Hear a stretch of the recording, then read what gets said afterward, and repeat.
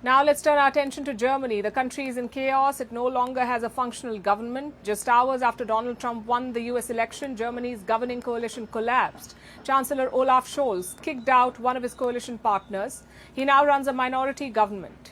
It is not a sustainable solution. The opposition is calling for him to step down. The people of Germany also want elections immediately, but Scholz is trying to delay the polls. He wants to hold on to power till March and shore up his popularity. Our next report has the details. Political chaos has engulfed Germany. Their ruling coalition has collapsed.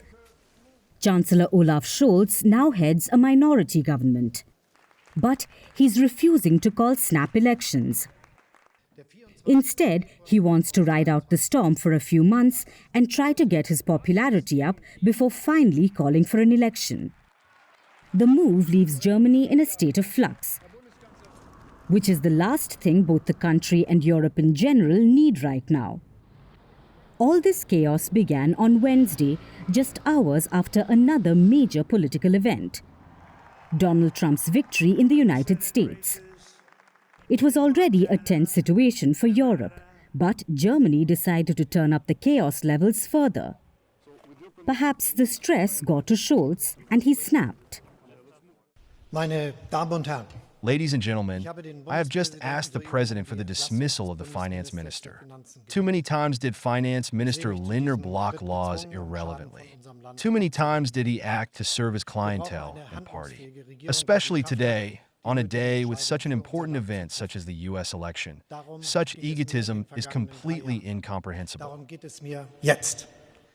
Scholz sacked his finance minister Christian Lindner, and he kicked Lindner's Free Democratic Party out of the ruling coalition. Scholz became Germany's chancellor in 2021, heading what was known as the Traffic Light Coalition. It was a coalition of three parties: the Social Democratic Party of Germany, which Scholz belongs to. Their color is red. Lindner's Free Democratic Party, represented by the color yellow, and Germany's Green Party, which was obviously green. Hence, it was called the Traffic Light Coalition. But now, yellow is out. Only red and green are left and running a minority government. They just control 324 seats in the German parliament out of 733. In most countries, the government would get toppled. The opposition would call for a no-confidence vote and force the leader to resign. But it doesn't work that way in Germany. In Germany, the Chancellor decides when to call a confidence vote. In the very first week of the parliamentary session in the new year, I will call for the confidence vote so that the Bundestag can then vote on it on January 15th. That way, parliamentarians can decide if they want to pave the way for a snap election. That election could then take place at the latest by the end of March while respecting the rules of the Constitution. Scholz has given himself a 4-month extension. He will continue to run a minority government until polls are held. Scholz's decision has left the opposition furious. I relayed my conversation with the Chancellor yesterday to the parliamentary group and also made clear that we parted in disagreement. The Chancellor did not see himself in a position to give me a plausible explanation as to why he would only call a vote of confidence in another 2 months and not next week. That was the leader of Germany's biggest opposition party, the Christian Democratic Union. The CDU is leading in opinion polls and they are poised to take over if elections are held now. But Scholz has his own agenda. He plans to use the next few months to pass laws with outside support because he doesn't have a majority. The CDU suspects that Scholz will pass populist laws that will boost his chances in the polls.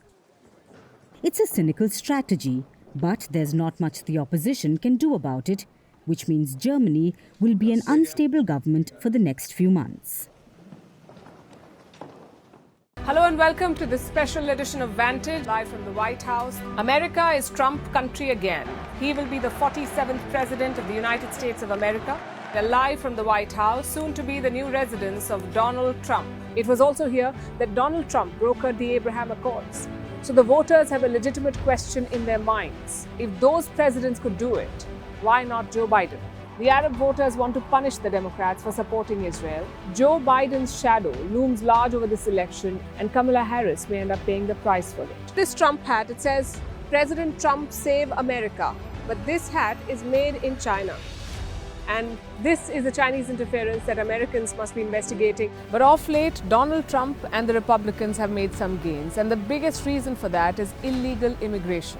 This is more than just a march, they say. This is a demand for accountability. The excitement, the tension is palpable. You can see the security presence. You can see the number of police cars, government buildings like these again fenced up. We are at Harvard University, the alma mater of Kamala Harris. As the night progressed, numbers came in thick and fast, and Donald Trump was soon declared the winner. It's being called a historic comeback. Another American presidency will begin. In Donald Trump's case, his second one.